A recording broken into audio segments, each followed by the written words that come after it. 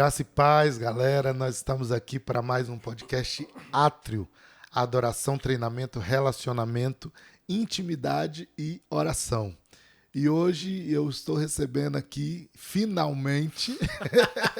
Conseguimos. Conseguimos Desde hoje. o início do podcast a gente está tentando trazer esse homem aqui. Tá na primeira lista, né? Na primeira lista. E eu estou aqui com o JP. Bom demais, meu pastor. Que bom estar com vocês aqui. Que bom estar participando desse podcast. A gente tentou, velho. A gente tava tentando há muito tempo já. As agendas não... Mas Deus está no controle. Mas Deus está no controle. É isso. Deus está no controle. Só JP? JP Mota. JP Mota. JP Mota. Que bacana. JP é um dos ministros de louvor mais influentes aqui da nossa região e dessa geração. Uma geração de ministros que tem surgido aqui em Brasília, em torno de Brasília, Goiás. E já são quantos anos na estrada aí, ministrando? Cara, músico há 22 anos. Comecei a estudar teclado com 12 para 13 anos. 12 para 13 anos. Ministrando louvor tem 10 por aí. Já é uma estradinha, né? Já é uma estradinha já. E com 12, 13 anos lá no Guará. Lá no Guará, lá na Batista Filadélfia. Comecei a estudar lá. Que bacana. Foi... É uma história bem engraçada, porque eu queria tocar saxofone. E meu pai, não, eu vou te dar um teclado, porque saxofone é caro. Vou te dar um teclado. Como assim? Não, mas aí ele me deu um tecladinho, pô. Na época, R$300, me deu um CTK 500 da Cássio. Ah, então você começou melhor do que eu comecei no CA 110. Aí, com isso, meu pai me deu um teclado, eu fiquei 1 ano em casa fazendo zoada. Brincando com o teclado e tal, e meu pai, não, é isso aí, meus pais sempre me apoiaram. Seus pais são da música ou não? Minha família é um pouco, não é tão envolvida quanto eu sou, mas a família por parte da minha mãe foi bem envolvida com música, lá no Rio de Janeiro. Meu pai toca violão e tal, mas da minha geração, da família, quem vive de música sou eu. O que realmente entrou, se profissionalizou. Então, o único que não faz nada. O único que não faz nada, o único ator. O ator sou eu. Então, passou 1 ano, meu pai falou assim, vamos entrar numa aula? Eu entrei na aula. Comecei a estudar lá na escola de música na Filadélfia, na Batista Filadélfia, com o Thiago Suis, que é o meu mentor, meu amigo, um dos melhores pianistas que eu conheço. E uma referência, inclusive. Uma referência. Né? Uma referência. O Thiago Suis tocou com uma galera do gospel, uma galera boa do gospel. Então, eu comecei meus estudos com ele. Desde então, estou nessa vida estudando. E aí, a primeira igreja que você tocou foi lá também? Ou não? Quando eu comecei a estudar na Filadélfia, eu era da Batista Central. Minha família era da Batista Central, do pastor Violarindo. De uma filial lá do Guará. Uhum. Lá não tinha escola de música, a gente descobriu a escola de música na igreja, na Filadélfia. Eu comecei a estudar e tal. 6 meses depois eu comecei a tocar na igreja. Então a sua família é raiz batista. Raiz Batista. E o pentecostalismo entrou na tua vida quando? Aí... Porque O Ministério do Guará entrou. o cara do reteté, o cara do manto. A minha tia, eu tinha uma tia, Isabel, ela era bem penteca. Então a gente tinha muitas reuniões na igreja dela e tal. E com isso a coisa foi se acendendo, o fogo foi se acendendo. O fogo do pentecostalismo foi se acendendo. Passado uns tempos, passado alguns anos, foi quando eu conheci essa família. Foi conhecer o Jansley, o maestro João Ferreira, toda a família de vocês. Foi aí que eu comecei a tocar lá na Assembleia de Deus, lá do Guará. Passar raiva no Fui tocar na Azaf, na Orquestra Azaf, passar raiva no Júnior. Porque eu tinha 14 anos, então eu estudava muito. Dedinho nervoso. Dedinho nervoso, eu estudava demais. A minha média de estudos era de 3 a 4 horas por dia. Eu tinha muita disciplina, mesmo, muito né? foco. E não era uma coisa assim, nos meus estudos mesmo, eu não era um cara tão focado na escola. Mas na música, me predispus e focava, e foi embora. Aí quando eu conheci o Jansley, ele falava assim, Jota, você tem 2 oitavas pra tocar, sua mão tem que estar fechada aqui, porque eu ficava só dedinho nervoso pra todo lado.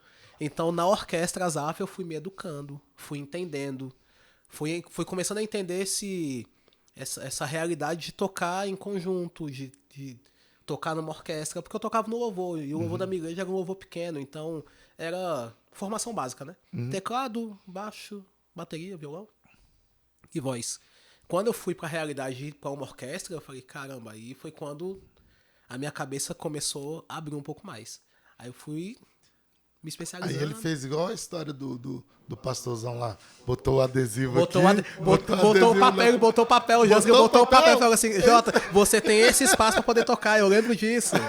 Como se fosse hoje. O Jânio falou, não, pô, você tem esse espaço pra tocar. Aí com isso, eu passei longos anos tocando lá e cooperando na orquestra lá. Sou muito grato à Orquestra Zaf, ao Júnior, toda a família. Nós vamos trazê-lo aqui, viu? De toda a Vamos família, trazer o Júnior porque, pra falar cara, de foi música. um tempo muito legal. Não, e assim, se todo músico, né, Jota, porque eu também fui de escola de orquestra de coral, né, pastor Kleber também, se todo mundo, músico passasse por essa escola, ele seria muito melhor. Sim. Né? Não menosprezando os outros, mas tocar para orquestra e coral nos ensina a tocar em conjunto. É verdade. Ainda puxa um pouco mais aí, que tocar na Assembleia de Deus é uma escola, né? Ah, Com certeza, com certeza. Porque minhas irmãzinhas cantam um negócio do nada e muda de tom várias vezes, aquele negócio certeza. aleatório. Não. Pra mim foi uma escola muito eu aprendi boa. a fazer modulação na marra. Foi uma escola muito boa, porque a irmã cantava num tom e do nada subia pra outra, a gente ia atrás e tal. Pra mim foi um tempo muito bom. Eu toquei lá na ZAF, eu acho que uns 2 ou 3 anos. Eu costumo dizer, inclusive, que o músico ele tem 2 escolas que funcionam, ou à noite ou a Assembleia de Deus. Verdade, verdade. Então quem não foi da noite, igual eu nunca fui da noite, você acha que nunca foi da noite também, né? Pesado assim não. Pesado não. A minha escola foi a Assembleia de Deus. Assembleia de Foi Deus, a tocar na gente acaba igreja inicialmente. desenvolvendo Eu fui desenvolvendo essa questão do Você ouvido se e tal. batiza na Assembleia de Deus Não, ou me não? batizei na Central.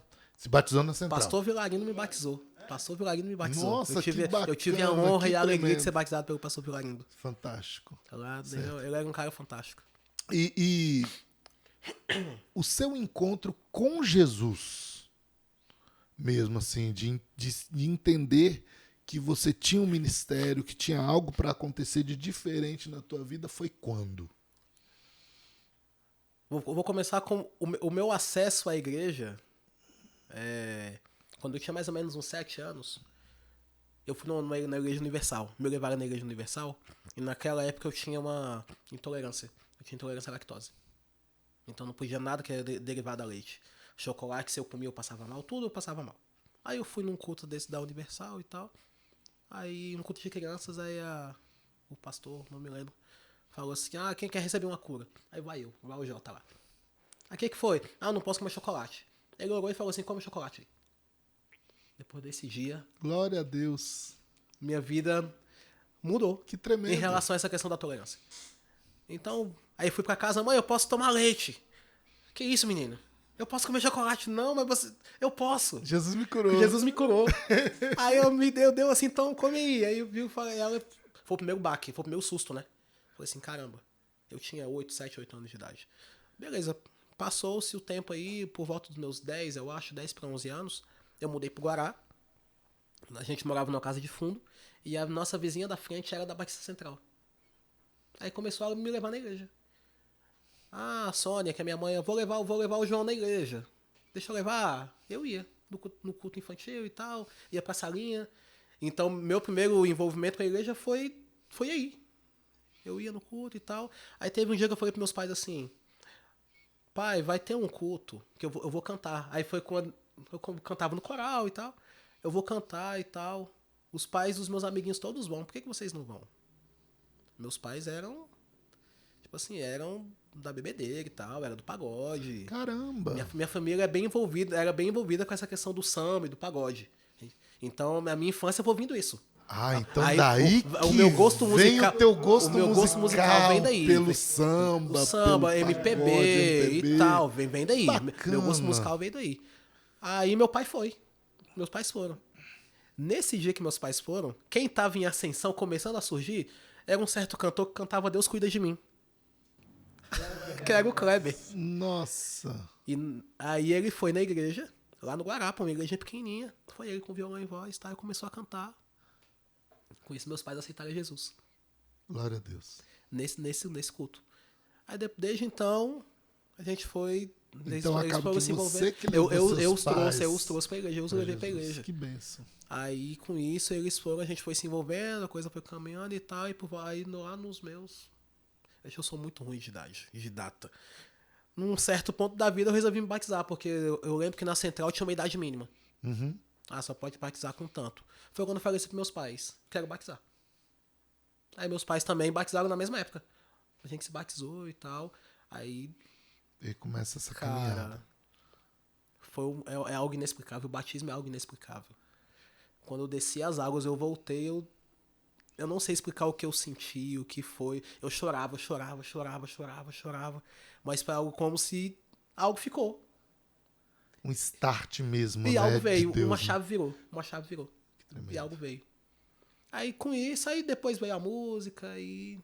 E o J Ministro O veio J- quando? o J- Que aí, né, igual você falou, você toca, né, há 22 anos, mas só há 10 você é ministro. Sim. Quando veio o J Ministro? Porque tem toda uma trajetória musical Sim. aí. Hoje você é O J Ministro veio com mais ou menos 19, eu acho que foi isso.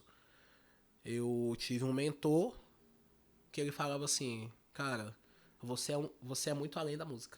Muito além do teclado. O que Deus é pra você é além do teclado. E com isso eu já ouvia palavras. Aquelas profecias que todo mundo falava, não, porque Deus vai te usar na música, eu vejo você num pássaro de ferro e tal, você vai viajar o mundo inteiro. Eu ouvia muito isso. Só que o meu intuito era, meu pensamento era, vou estudar teclado, vou ficar bom, vou tocar com cantor e vou ser feliz. E pronto, esse era o meu intuito. O meu plano era esse. E quando eu comecei a entender que era a música que eu queria, eu falei assim, ok, então quero ser o melhor no que eu faço, vou tocar com algum cantor gospel e pronto. O secular nem tinha entrado na minha vida nesse momento. Aí foi quando Deus foi mudando a rota. Foi mudando a rota. Porque é uma frase que eu uso, Deus não me pega na reta, ele me pega na curva. Quando eu menos espero, Deus dá o bandão. Fala assim, agora é a hora. Agora é a hora. Então foi nesse momento que, através desse mentor, eu caminhando com ele, foi me preparando e tal. E teve um dia que eu tava ensaiando, já era da Filadélfia nessa época.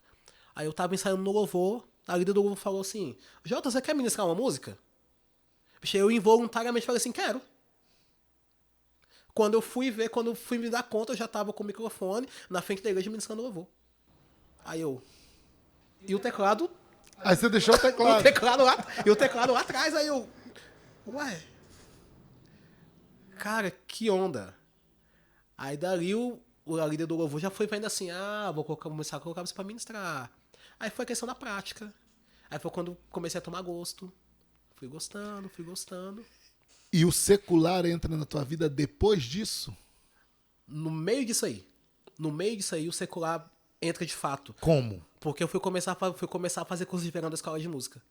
Eu inicialmente era um músico de igreja que era conhecido no meio de igreja. Já tocava em outras bandas e tal. Quando eu fui fazer o curso de verão, aí eu fui ver a imensidão que é o meio musical. O universo da música. Aí conheci músicos do Brasil todo, músicos do mundo inteiro, porque era uma época que o curso de verão da escola de música eram cursos bons. Eram cursos bons que vinha gente do mundo inteiro e tal. Então foi nesse período aí que eu conheci artistas. E vamos tocar? Vamos. Na minha cabeça, não. Vou lá pra poder... Ganhar seu dinheiro. Ganhar dinheiro e me aperfeiçoar. No primeiro momento eu pensei, tipo assim, eu vou me aperfeiçoar. Não era nem o fator da grana em si. Era mais, tipo assim, eu vou me aperfeiçoar. Aí quando eu vi assim, caramba, o que eu tô fazendo, eu tô ganhando pra isso, aí, tipo, virou outra chave. Falei, eu acho que dá pra ganhar um dinheiro com isso aqui. Aí foi quando eu comecei a me envolver realmente, a tocar no secular e tal. Quantos anos no secular, você tem ideia? Quanto tempo você ficou assim no secular? Cara, eu não tenho ideia, mas teve um tempo que Deus falou assim, sai. Como é que você vê isso? Eu prometi que não teria polêmica hoje. Impossível. A questão do tocar lá ou a questão do Deus falar pro sair de lá? Não, a questão do tocar lá. A questão do músico no secular e Deixa eu tomar uma água aqui. no gospel. Porque você continuava tocando na igreja, certo? Fazia igreja e fazia secular. Então, já que entrou na polêmica, como ele vê isso e como seu pastor vê isso. Ok. Por quê? Porque aí a gente precisa saber os dois lados. A gente vem de uma geração, vocês até mais do que eu, não tô falando que vocês são velhos, tá, queridos? Mas vocês até mais do que eu, a minha geração era uma geração que tinha muito preconceito quanto a isso. Sim, com certeza. O músico cristão não pode estar no secular. Esse preconceito ainda existe? Existe. Mas é muito menor. essa questão. Mas antes, quando eu tocava, era um preconceito. Porque não, se você ou é de Deus ou você não é. Quando eu comecei a tocar no secular, o pastor Marquinhos, meu pastor, ele sempre foi muito de boa em relação a isso. Ele não me encheu o saco, não. Não tinha esse preconceito. Mas chegou um momento desse processo que eu falei assim, cara, eu tô me afastando de Deus. Então foi uma coisa sua com o Senhor, com Deus. Sim. Eu falei assim, eu tô começando a me afastar. Porque querendo ou não, o secular, tocar no meio secular é algo muito atrativo.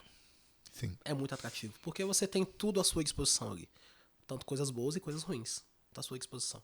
Então, nessa época eu tava começando a ministrar louvor. Então tinha que ter uma busca mais minha também em relação ao que passar para as pessoas. Eu fui percebendo que eu comecei a dar muito mais vazão ao secular, ao trabalho. E o que eu fazia na igreja aqui quando der eu faço. Você acha que essa grande quantidade de músicos, porque quando você vai para o secular e você viveu isso, você vê que 80, 90% dos músicos que estão ali são desviados. Começaram na igreja, e se saíram. machucaram na igreja. E alguns Sim. que nem são desviados, são crentes, né? Eu não gosto muito dessa palavra desviado, né? São pessoas que se afastaram de Deus e às vezes da igreja e às vezes nem isso, às vezes são pessoas que são firmes, estão firmes, mas estão ali. Você acha que muito dessa grande quantidade de músicos cristãos no secular é culpa dos pastores? É culpa da igreja? Ó a polêmica. Não tem como não entrar nisso, gente. Não tem como não meu amigo, perguntar eu isso. não posso te falar com 100% de certeza que a culpa é diretamente dos pastores, mas eles têm uma parcela. Pela falta pelo não cuidado. Porque se eu tivesse um pastor que cuida de mim e que entendesse que aquilo é um trabalho, ele não ia ficar me julgando. Quer dizer, ele não te pressionou e você decidiu por si só que não era aquilo que você queria pra você. Sim. É a mesma coisa do meu filho. Meu filho fala assim, pai, eu quero isso. Eu falo, meu filho, não seria interessante. Ah, mas eu quero, meu filho, siga o conselho, não é interessante. Uma coisa é o conselho, outra coisa é eu dar a ordem. Quando eu dou a ordem, não faça. O conselho eu dou, meu filho, não é interessante. Se eu tivesse no seu lugar, eu não faria. Ah, pai, mas eu quero fazer, então vai lá e faz. Porque ele vai ver lá, se der errado, ele vai ver por conta própria, não, devia ter ouvido meu pai. Então chegou um momento na minha vida, meus pais também, eles não me encheram o saco quando eu comecei a tocar no secular. Meu pai me acompanhava em tudo. Meu pai me levava, me buscava, depois eu completei a maioridade, tirei carteira, então eles sempre deixaram... Usou o carro do seu pai? Eu usava o carro do meu pai, ia fazer as coisas e tal. Mas chegou um momento que eu comecei a sentir assim, cara, tá começando a fazer mal. E a minha saída do secular, eu tenho 2 momentos no secular que eu vivo. Foi esse momento onde eu estive e saí e voltei, e tem um momento atual que eu trabalho. Sim. Mas nesse primeiro momento aqui, foi quando eu percebi assim, eu tinha, devia ter uns 20 anos ou mais um pouquinho, eu percebi assim que eu tava começando a ser muito influenciado pelo meio. O perigo tá aí. A gente acha que é forte demais, vai aguentar. Não, vou estar lá, vai estar de boa. Mas a gente quer tentar a carne, né? É uma das coisas que eu falo muito, às vezes me perguntam por que eu não fui pro secular. E aí uma vez uma pessoa falou assim, você não foi pro secular porque você é mais santo. E eu falei, não, eu não fui pro secular porque eu sou mais pecador. Sim. E eu sabia que eu iria ser influenciado. Algum momento ia ser corrompido, né? Algum momento ia ser corrompido. Sim. Porque é pesado, o ambiente é pesado. O ambiente é pesado. E olha que nesse meu primeiro contato, eu não fui pra coisas não fui pra bagaceira.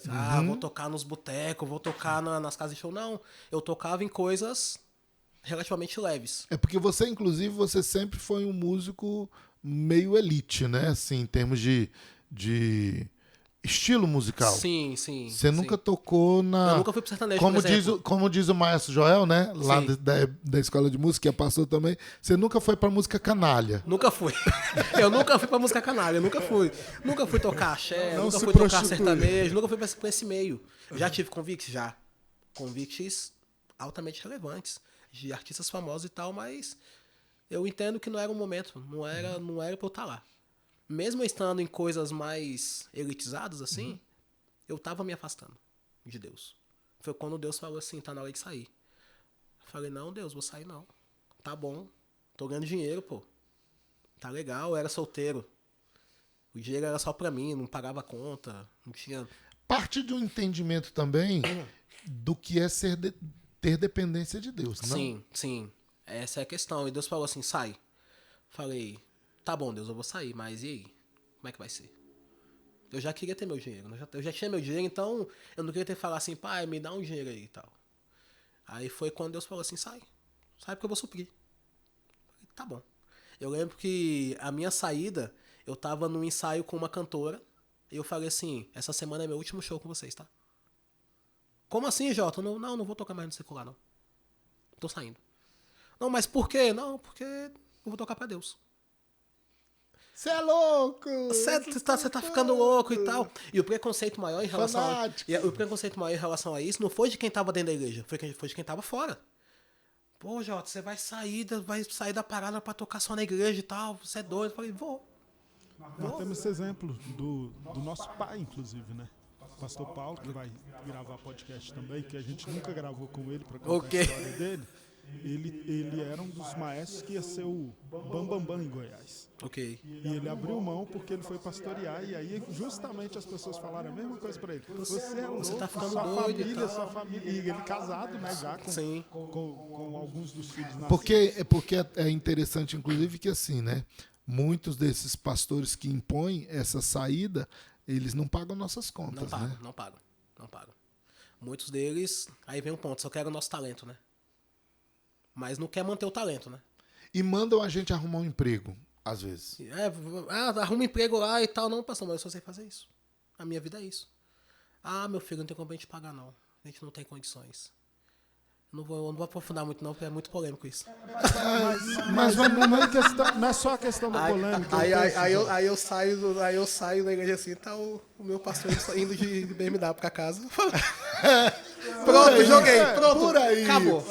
Pô, vamos parar por aqui. Isso é o Eu já vi que eu vou próximo ter rolê. que responder muito desses cortes. Isso desse- aqui é desse outro rolê, é podcast. outro rolê. por É outro aí. rolê.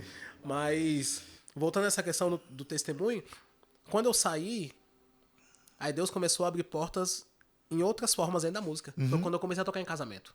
Aí eu entrei no mercado de casamentos. Que hoje é o forte Que seu, hoje é o forte. inclusive até do seu sustento, Sim, né? hoje é o forte. Aí quando eu comecei a entrar no mercado de casamentos e tal, a coisa foi acontecendo, eu comecei a dar aula. Dar aula foi a parada mais louca na minha vida, porque eu não queria ser professor de música. Eu aprendi a ser professor de música. Não sou estudado quanto os meus amigos aqui. Assim, formados e tal, na UNB. Mas vai me dar aula. Mas vai Maestro me e dar aula. regente e tal. Mas eu aprendi a dar aula e comecei a gostar. Chegou um momento da minha vida onde a aula era o principal. E o casamento era o Secundário. secundário. Aí foi quando... E mesmo assim eu ainda tinha um trabalho secular. Eu trabalhava secularmente e tal. E a música sempre foi... Eu fui sempre bem envolvido nessa questão de trabalhar com música. E a coisa foi caminhando. Aí chega um momento que eu tô hoje, que hoje eu estou no secular. Eu sempre falo que eu estou. Eu não vivo secular, eu estou.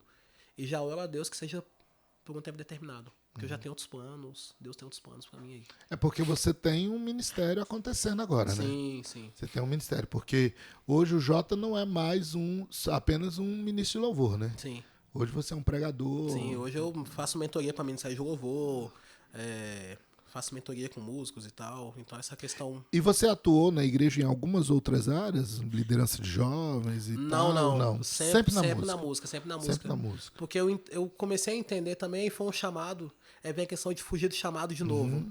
Eu fugia do chamado porque eu não queria ser ministro de louvor. Eu não queria falar para pessoas. Eu sou um cara extremamente tímido. Por mais que não pareça, eu sou um cara muito tímido. Você Então, queria tocar. eu só queria tocar. Então, quem me vê hoje no altar ministrando louvor não fala assim, o Jota é tímido. Mas quem me conhece sabe que eu sou um cara de boa, eu sou um cara introvertido.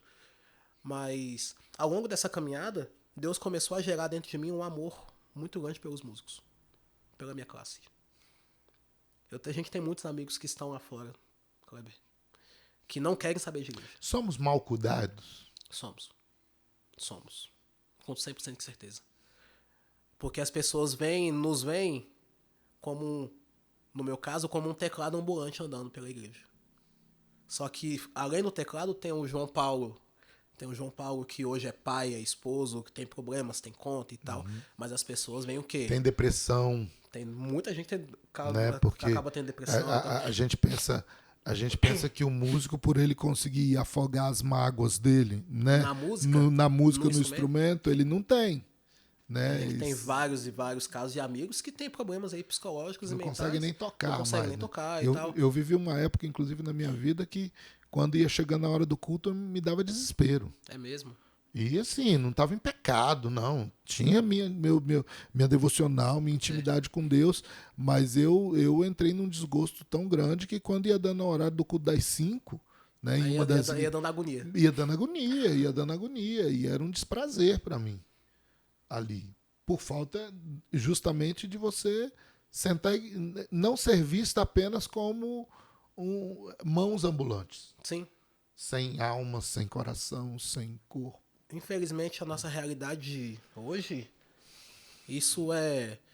Não tô falando que é só de hoje. Acredito que na sua geração também teve isso. Também. Na minha geração teve um pouco disso. A geração de hoje tem muito mais isso. Essa questão da falta do pastoreio quanto aos artistas. Não só músico. Aquele Sim. que dança, aquele que atua. Sim. A classe de artes. A classe de artes da igreja não é uma área cuidada. E não é uma área valorizada.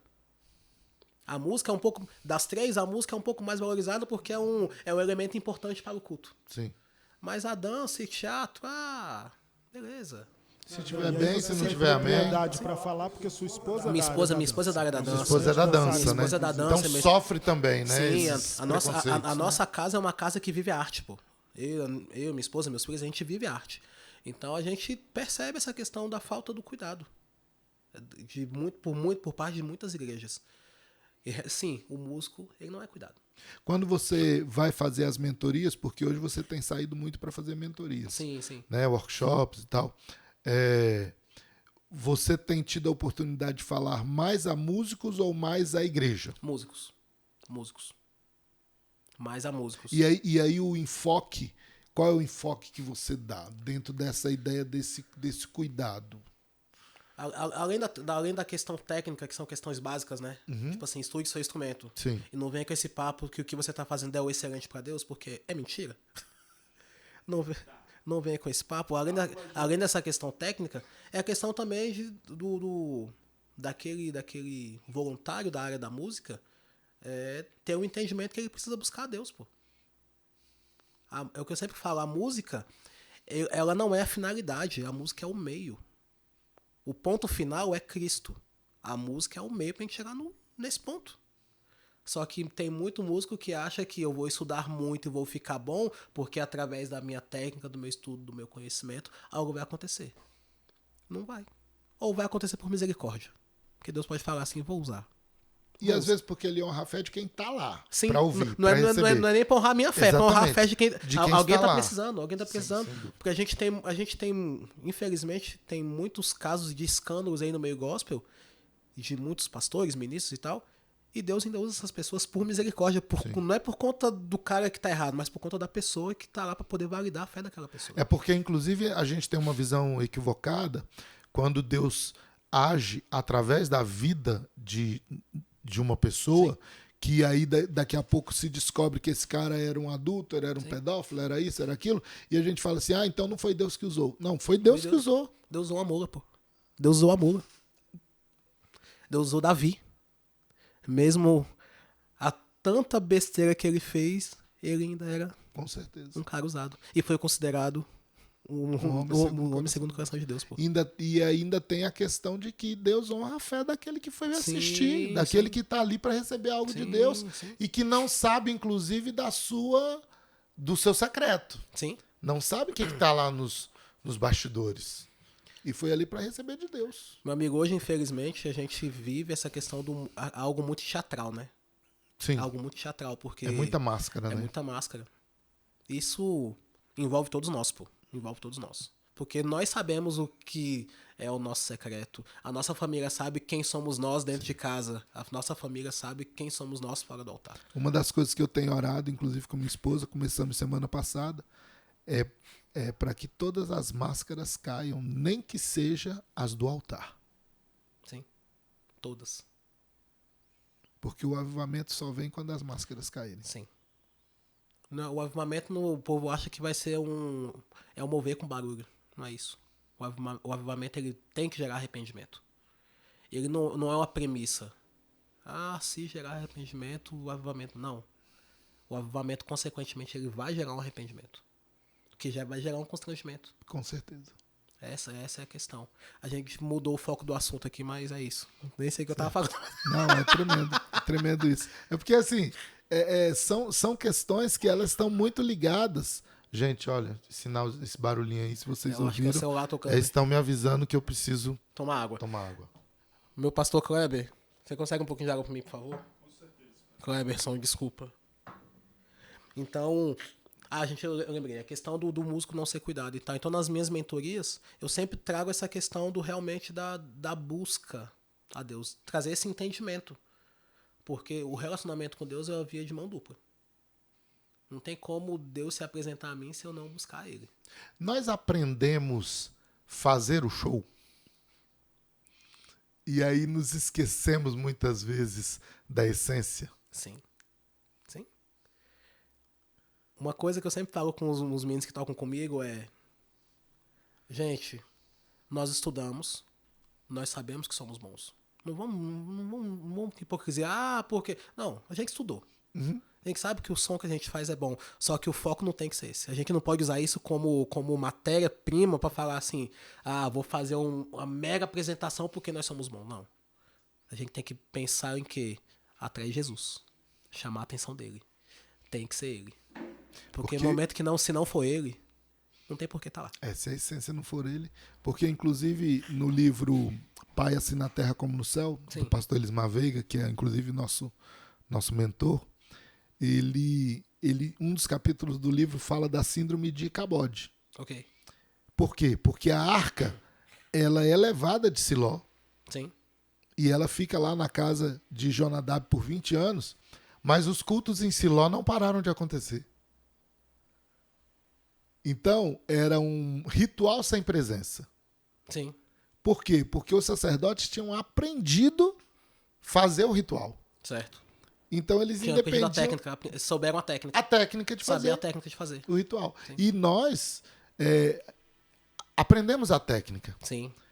A gente sabe a hora de fazer a igreja chorar, Sim. Sim. de a igreja bater palma, Sim. de aplaudir. Os pastores sabem usar as frases de efeito.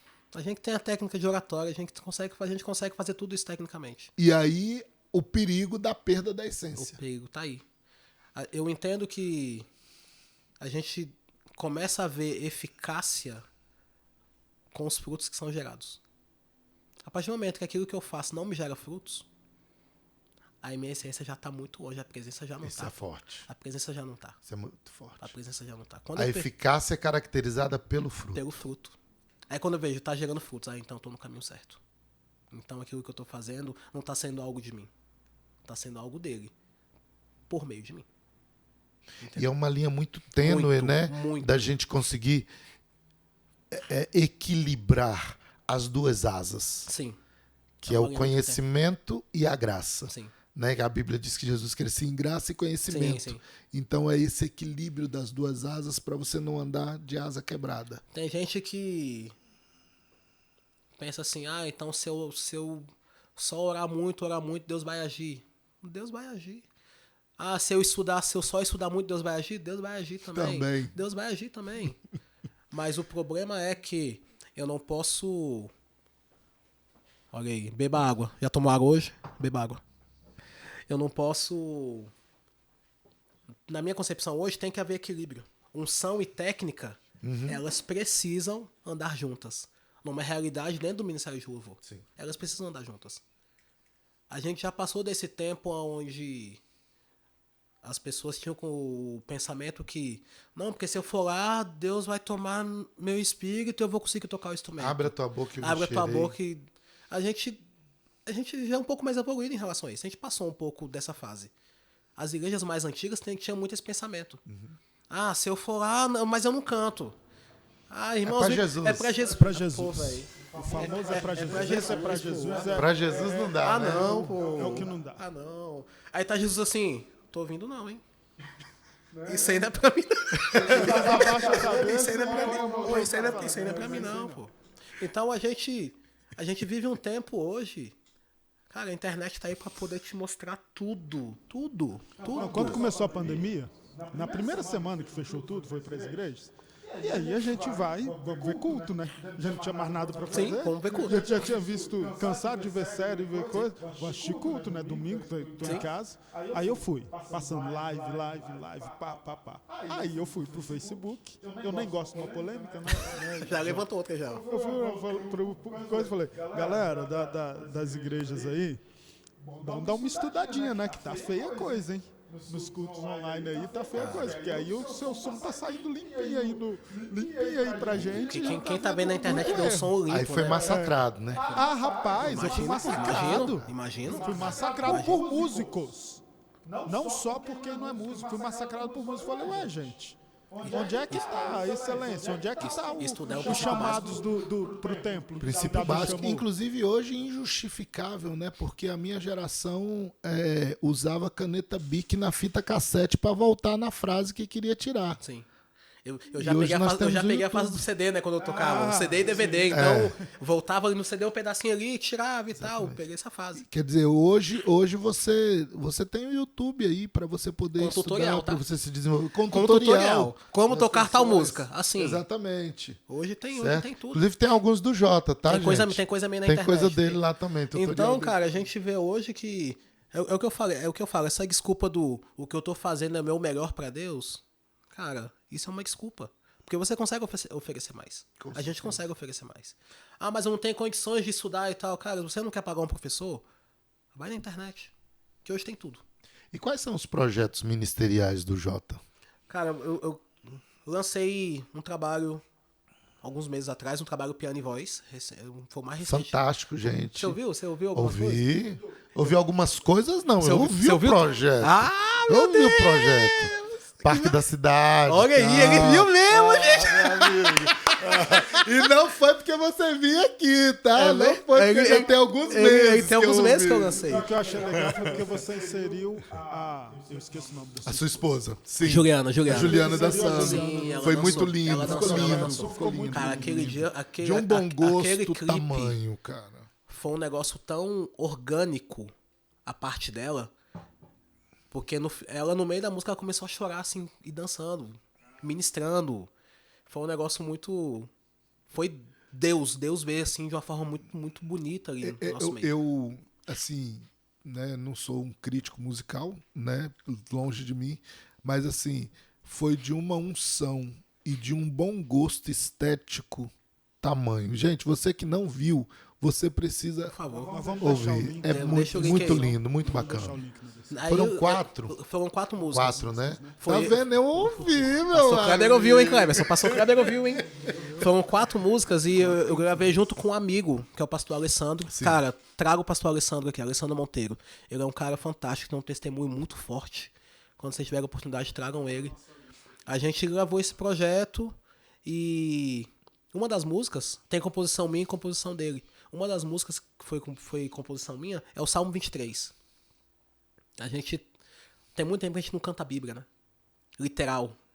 Abrir e cantar a palavra como o Ademar fazia, como Asaf fazia e tal. Como a Amáveis são os teus tabernáculos, essas coisas. João Alexandre, Guilherme e tal. Kerr. Então, eu tava em casa tendo um devocional e abri o Salmo 23 e comecei a tocar. E fiz, e cantei realmente o salmo literal e saiu a música. Depois você ouve lá, o Salmo 23 tá... Foi uma das músicas que eu mais gosto desse meu novo trabalho, desse último trabalho. Por conta da riqueza de letra. Da riqueza de letra, eu gostei muito. Riqueza de letra que não é tua. Que não é minha. Olha aí. Riqueza de letra que não é minha. tremendo. Que não é minha. Fantástico. Por conta dessa riqueza. E a questão do arranjo dela, eu pensei um negócio bem orquestral mesmo. Uma coisa... Música em tonalidade menor. Aquela coisa bem sofrida e tal, mas... No meio dela eu mudo pra uma tonalidade maior, aí já dá outra nuance na música. Cara, ficou bem interessante. Ouve lá. Ouve lá que você vai gostar. É um projeto bem Esse foi o último projeto que eu lancei. bacana. Tô agora no processo de lançar... Vou lançar um single. Tô no processo de terminando a composição, vou mandar pro produtor e tal. O produtor ainda tô resolvendo. A gente tá conversando com algumas pessoas. E trabalhar, pô. E trabalhar. Lançar coisa. Mostrar a cara. Porque Deus tem dado muito pra gente. O problema é que a gente não quer mostrar. É verdade. E quem não quer mostrar, desculpa, pastor, e quem não... A gente não quer mostrar. Deus dá pra gente, a gente não quer mostrar. E tem cada coisa que o nego tá mostrando aí, bicho. Só Jesus, né? Pô, Mas estão mostrando. mas estão mostrando. Mas estão mostrando. Aí vem a questão do worship, que eu não vou entrar nesse ponto, Certo. e segue o fluxo. Entendeu? Mas estão mostrando. Mas estão mostrando. Porque a grande questão é que muitas vezes o fulano tem para mostrar e não quer mostrar. Sim, E aí Deus vai usar quem talvez não tenha tanta coisa para mostrar. sim. E acaba e joga pra rede. Tem uma frase dos coaches, né, tem usado, mas mais do marketing, né? Que é o conhecido vence o melhor. Sim. Então o melhor não se mostra, quem se mostra. É quem é conhecido. E, inclusive, eu tendo uma conversa com uma das cantoras que eu produzo, e eu falei para ela, olha, você sabia que o não querer se mostrar, no fundo, ele esconde um orgulho? Aí ela ficou assim, ela falou, por que o orgulho? Eu falei, porque tem medo de não ter view. É verdade. Tem medo de não alcançar o glamour. Sim. Só que a Bíblia diz que uma alma vale mais que o mundo inteiro. Fato. Então, se esse Salmo 23 não alcançou ninguém, mas alcançou aquele cidadão que ele estava pensando em tirar a própria vida, ou ele estava passando por um momento de escassez, e aquela música ela foi um start para a virada de chave na vida dele, A missão tá cumprida. a missão está cumprida. A missão tá cumprida. Sim. Independente da quantidade de visualizações, independente dessa música alcançar seus milhões e milhões Sim, e sim. milhões. A gente vive um mercado que massacra a gente, pô. O mercado gospel massacra Sim. a gente. Porque nos cobra sempre coisa nova. Sempre, sempre, sempre. Nosso mercado tá um mercado Na realidade, descartável. não só o mercado gospel, né? É o mercado do marketing hoje Sim. só quer o novo. Né? Tá uma coisa muito descartável. Então, eu fico imaginando meus filhos, quando eles tiverem... A minha mais velha tem 7 anos, quando ela estiver lá para seus 15 anos, o que ela vai lembrar do que eu cantava, do que era da época? Sim. Porque eu lembro... Hoje eu canto músicas ainda na igreja de 40, 50 anos atrás, pô. Grande é o Senhor, do Ademar de Campos. A único que é Ao digno. único. São músicas que as pessoas cantam até hoje. O pastor... O Guga, né? Guga, o pastor sim. Gustavo, né? Ele fala que são músicas que vão atravessar a eternidade. Sim. Músicas que estarão sendo cantadas no céu. Assim como muitas da harpa, né? Sim. Muitas Sim, com certeza, da harpa, do do cantor canto cristão cristão, e tal. São músicas que atravessam a eternidade. Então não é um produto descartável. Se a gente tivesse um entendimento que não tem que ser algo estritamente comercial, a gente ia ter materiais bem melhores. Aí. Coisas do secreto mesmo. Coisas do secreto. Coisas do secreto. Coisas do secreto. Porque hoje eu sou de uma igreja que vive essa questão do avivamento. E que acredita, assim, que vai acontecer, o avivamento vai acontecer.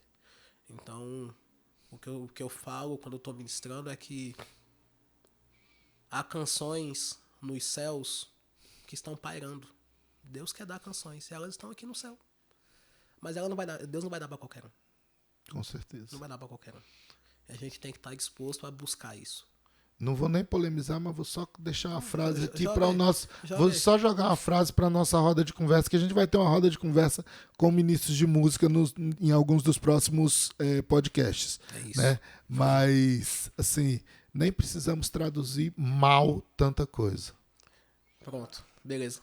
Deus é muito rico, tem muita coisa para ser dada. Se a gente valorizasse a nossa cultura, também ia ser legal, hein? Você sofre. Ah, cara. Tá complicado. Aí você vem Você falar dificulta isso minha pra vida, baterista Jota. E que ama a música brasileira. Vamos lá. E acha ruim na Como é que igreja você não vê, tocar como é o que ritmo você brasileiro? vê a igreja brasileira não tocar música brasileira? Nós temos só um adendo. Vai. Nós temos uma missionária que nós somos um dos mantenedores dela, que é de Moçambique. Certo.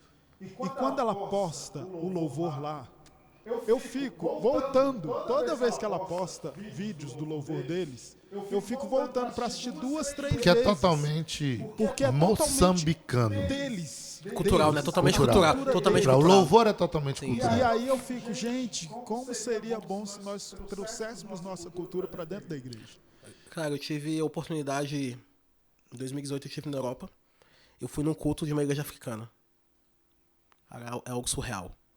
Os africanos cultuando é algo surreal. É fora de série. E eles passam Eu vivi essa 3, experiência. 4, 5 horas e tal. E pra eles é algo surreal. A nossa cultura hoje, a gente tem muito aquela coisa a síndrome do vira-lata, né? A gente prefere a grama do vizinho do que a nossa. A grama do vizinho é melhor. É mais verde, é mais legal. Ah, então eu vou querer o dele. Eu vou invejar o dele porque o dele é E por legal. incrível que pareça, lá fora, eles acham a Eles- nossa melhor. Cara, a nossa música lá fora é Eles muito têm uma valorizada, valorização. é Eu muito me lembro que quando eu estava servindo como missionário na Europa, eu entrei em uma loja e aí lá ficam os instrumentos ligados, Sim, né? Não é sim. igual aqui no Brasil, né? Sim.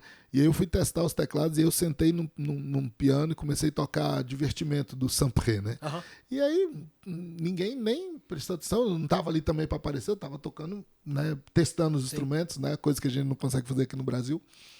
E aí, de repente, eu comecei a tocar Som de Carrilhões, um arranjo que até eu que fiz para piano, Aham. tal. E aí, cara, quando eu terminei de tocar, tava a galera atrás assim, olhando Caramba. e tal, porque é música brasileira, né? A nossa música é muito valorizada, pô. A nossa música é muito valorizada Então, lá fora. E nós precisamos trazer isso mais para as nossas igrejas, compor, resgatar os Atilano Muradas, Atilano. né? Cara, o que Atilano é Morada é um cara uma fantástico. referência, né? Tive o prazer de conhecer, de tocar com ele, toquei com o filho dele e tal. É uma família fantástica. Pastor Isildinha, Pastor Atilano. E alguém que valoriza isso, Sim, né? João Alguém Alexandre também é um cara que isso. João valoriza Alexandre muito a também música valoriza. brasileira. Mas aí vem a questão do mercado, né? O mercado tá caminhando de uma forma. Então, eu entendo que a não valorização da nossa música dentro da igreja é por conta do como o mercado tá caminhando. E aí pega exatamente no que nós estávamos falando, justamente de temos que fazer independente do mercado. Sim. Por quê? Porque temos uma missão, um propósito, missão. que é alcançar 1 ou 10 ou Sim, 100 ou 1000, quantas que Deus tiver preparado para que nós venhamos alcançar. Ou a gente se dispõe a fazer algo na contramão, mesmo sabendo que vai tomar pedrada, mesmo Verdade. sabendo que não vai ter convites, não vai ser um cantor, um artista renomado no meio gospel, ou então a gente anda no mercado, conforme o mercado. O mercado tá fazendo o quê? Worship? Vamos E fazer. aí talvez abra mão do E propósito. abre mão do propósito. Hoje pra mim, um dos maiores artistas é um cara que eu gosto, eu admiro, é o Thales, pô. O Thales faz o som dele. Independente se o povo tá fazendo pop, rock, worship, não, ele faz o som dele. E ele tem inserido muito da música brasileira. Sim, ele tá fazendo. Que a gente sabe que no Nordeste ela é muito tocada, né? No pentecostal, Sim. né? O pentecostal é muito da música brasileira, mas ainda existe muito É preconceito. verdade. Essa questão de você fazer, vou fazer um louvor em bossa nova. Cara, beleza, faça, mas alguns lugares vão consumir esse tipo de música, Outros não. outros não. Outros não. Aí vão falar, não, mas isso não é de Deus, não. Calma lá. Eu parto do princípio que Deus criou tudo. O diabo é um ladrão. E o diabo pegou aquilo e falou que é dele. Ok? Então, eu parto do princípio que Deus criou tudo. E então, o samba, o jazz, o maracatu, enfim. A essência da música é parte dele. divina. Parte Ela de é Deus, pô, divina. parte dele. Mas a igreja hoje não está preparada para esse princípio de conversa e princípio de abordagem. Com certeza. Porque o mercado está caminhando para uma outra sonoridade. O entendimento é, se eu colocar um worship, um mantra com um pad infinito rolando no fundo, eu vou conseguir entrar no Santo dos Santos, eu vou conseguir ter acesso a Deus. Só que não é isso. É só que, bem, nós vamos ter que parar, né? Certo? Só que é uma influência da psicanálise aí pesada, mas não vamos entrar nisso aí, Eita, não. poxa. O Jota daqui 30 anos quer estar onde se não estiver na glória. Eu já mudei. Ele já mudou pra poder sair do assunto. Já. Não, porque Porque o povo virava aí. Eu quero estar na glória. eu pergunto, daqui 30 anos você quer estar onde? O pessoal falava, eu quero estar na glória. Então agora a minha pergunta é, se você não estiver na glória, Se eu não estiver na glória. se você não estiver, então for arrebatado, você quer estar aonde? O que você quer estar Eu fazendo? vou estar na casa dos meus 60 e alguma coisa, né? Eu Exatamente. acredito que sim, acredito que isso. Então, eu quero estar cumprindo o propósito de Deus. Onde ele falar assim, é isso. Vá para tal lugar, faça tal coisa. Eu quero realmente estar vivendo isso. Continuar vivendo isso, né? Que eu já vivo isso. Mas dando continuidade. E vendo meus filhos carregando esse legado que Glória eu a tô Deus. deixando. Que tremendo. É E isso. qual o conselho que você daria hoje para um músico, para um garoto que está começando a sua carreira musical e começando na igreja, sabendo de todas as dificuldades que ele vai enfrentar, inclusive se ele fizer a opção por se manter firme tocando para Jesus? O primeiro deles é estude o seu instrumento. Seja o melhor no seu instrumento. Não pro seu ego, mas visando o reino. Seja o melhor no que você faz. Segundo aspecto, busque a Deus incessantemente. Porque através dele, buscando a ele, sons inacreditáveis vão ser gerados através do seu instrumento. Porque Deus vai gerar. Quando a gente vai conectar a frequência com o céu e sons novos vão acontecer, ideias novas, timbres novos, harmonias novas. É isso. São Glória os a dois Deus. conselhos que eu dou. Gente, eu estive aqui com o JP Mota nesse papo que é só o começo, como eu falei para vocês, nós vamos ter uma roda de conversa com ministros de louvor. Jota, um prazerzão. Pastor, obrigado. Muito obrigado. Que alegria estar com vocês aqui. Que alegria. É muito bom ter você aqui com a gente. Quero vir mais vezes, hein? E esse ano vamos te trazer ainda aqui. Olha aí, pra você quero ministrar ver aqui pra no gente. Samar. Certo? Vai ser bênção pura.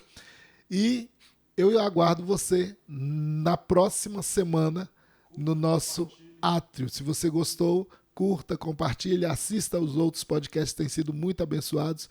E até a próxima. Deus te abençoe.